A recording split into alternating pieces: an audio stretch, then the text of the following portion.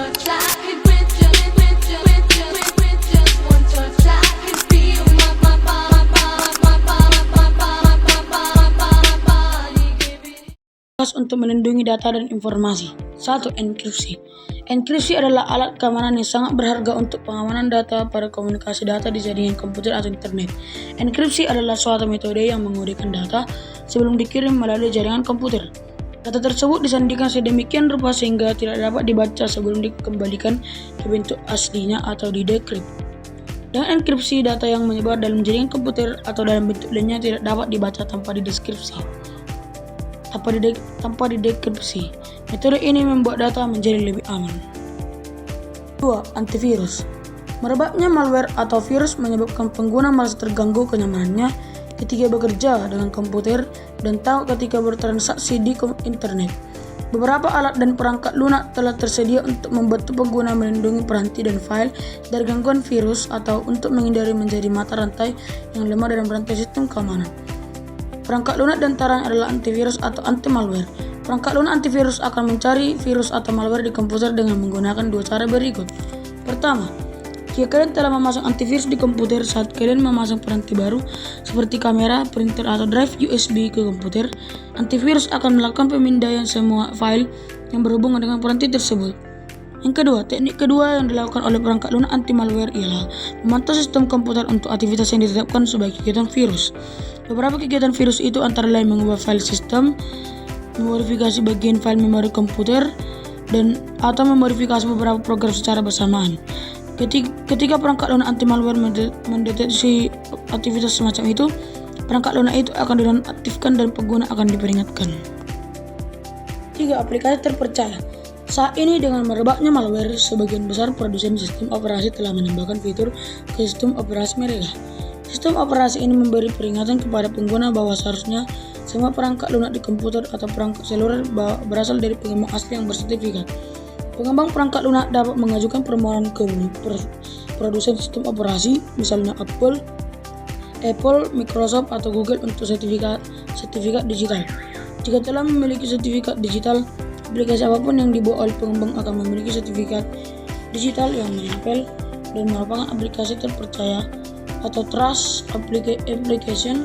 Dan mengaktifkan fitur ini pada sistem operasi, perangkat lunak yang berjalan di peranti harus berasal dari pengembang bersertifikat. Jika tidak, maka sistem operasi tidak mengizinkannya untuk berjalan. 4. Alat autentikasi.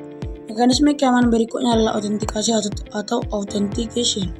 Autentikasi dilakukan untuk memastikan dan menginformasi bahwa suatu objek adalah autentik atau asli. Autentikasi dapat diterapkan pada beberapa objek seperti situs web, user, surel, dokumen, dan lain-lain. A. Autentikasi web.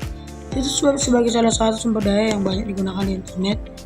Situs web dapat diautentikasi berdasar bahwa situs tersebut adalah autentik.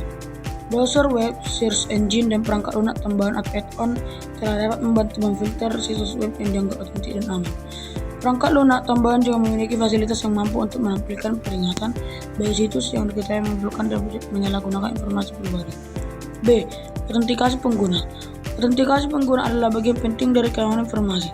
Banyak kejahatan peretasan terjadi karena autentikasi pengguna ini. Autentikasi pengguna umumnya menggunakan username dan password.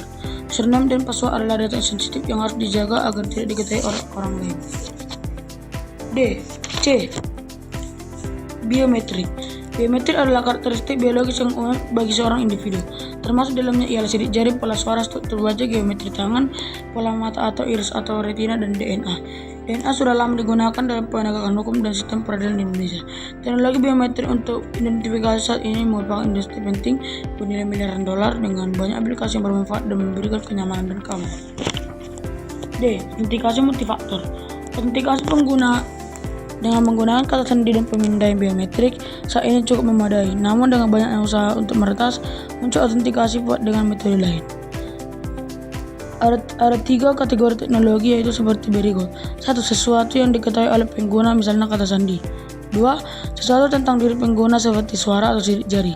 Dan yang ketiga, sesuatu yang dimiliki pengguna, misalnya kartu atau debit kredit. Meningkatkan keamanan informasi. Saat ini dengan makin banyaknya kejahatan di internet karena aktivitas online, pengembang perangkat lunak ikut bertanggung jawab terhadap keamanan pengguna dengan mengembangkan fitur untuk keamanan informasi. Fitur tersebut terdapat pada sistem operasi browser dan aplikasi. 1. Pengguna fitur keamanan pada sistem operasi. Salah satu fitur keamanan pada sistem operasi ialah fitur keamanan yang ada pada Windows 10. Windows 10 memiliki fitur Windows Security di mana fitur ini dapat digunakan untuk memproteksi peranti dan data yang ada pada komputer. 2. Penggunaan fitur keamanan pada peramban. Maraknya malware dan virus di internet menyebabkan komputer kalian rentan terhadap ancaman online. Ketika kalian melakukan penjelajahan di internet, selalu ada kemungkinan untuk tersusupi oleh ancaman tersebut. Namun dengan berkembangnya teknologi keamanan informasi, perangkat lunak peramban yang kalian lakukan menjadi semakin aman. 3. Pelacakan pada peramban. Saat kalian menggunakan peramban untuk melakukan penjelajahan di internet, seluruh riwayat penjelajahan kita akan disimpan oleh peramban. Semua situs web yang kalian kunjungi dan jelajahi akan disimpan dalam cookie di peramban. 4. Bagaimana cookie bekerja? Cookie pada peramban adalah kumpulan data kecil yang digunakan untuk menyimpan informasi aktivitas kita dalam penjelajahan situs web. Ketika kalian menulis alamat web, mengeklik hyperlink atau icon, semua aktivitas tersebut akan dicatat di cookie. Cookie juga dapat menyimpan informasi spesifik dari situs web tertentu yang kalian kunjungi. Jika tidak memiliki akun pada situs tersebut, riwayat penjelajahan akan tersimpan pada cookie di peramban kalian.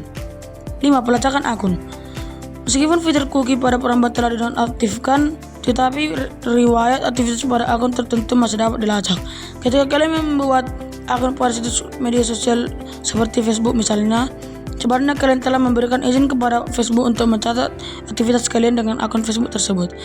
Catatan riwayat aktivitas kalian dengan akun tidak disimpan secara lokal pada peramban di komputer kalian, tetapi dicatat di server. Riwayat ini biasanya diberikan kepada pengiklan di aplikasi Facebook dan secara default fitur ini adalah aktif.